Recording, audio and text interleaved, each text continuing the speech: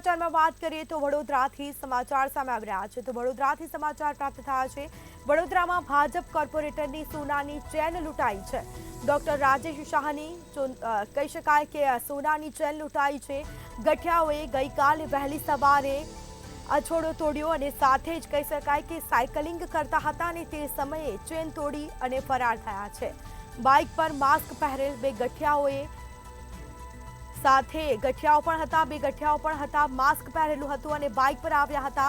ગઈકાલે એક સાથે 4 સોનાની ચેન તૂટ્યાની ઘટના બની છે.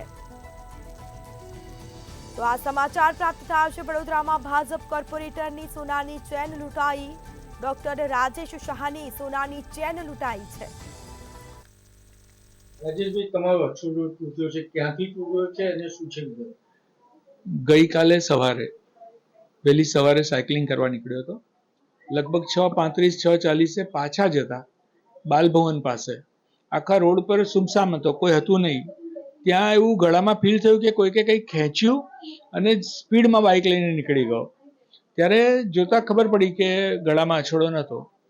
એટલે ત્યાંથી બાલભવન પાસેથી આ અછોડો વહેલી સવારે તૂટ્યો અને પછી તો બધા સમાચાર જોવામાં આવ્યા કે સિરીઝ ઓફ અછોડા તૂટ્યા છે.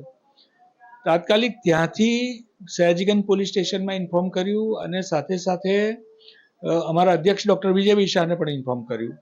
એટલે એમનું પણ ખૂબ સારું માર્ગદર્શન રહ્યું. આખા દિવસ દરમિયાન રવિરાજસિંહ જાડેજા સાહેબ ક્રાઇમ બ્રાન્ચમાંથી અને અમારા પીઆઈ સાહેબ સયાજીગંજના, એમને આખો સ્ટાફ લગાવી અને ખૂબ મહેનત કરી અને દરેક ગુનેગાર એને ખબર નથી હોતી પણ એ સીસીટીવીની ત્રીસરી નજર જે કોર્પોરેશન દ્વારા કેમેરા નાખવામાં આવ્યા છે, પોલીસ વિભાગ દ્વારા કેમેરા નાખવામાં આવ્યા છે, એની નજરથી આખા શહેરમાં એ દ્રશ્યમાન છે.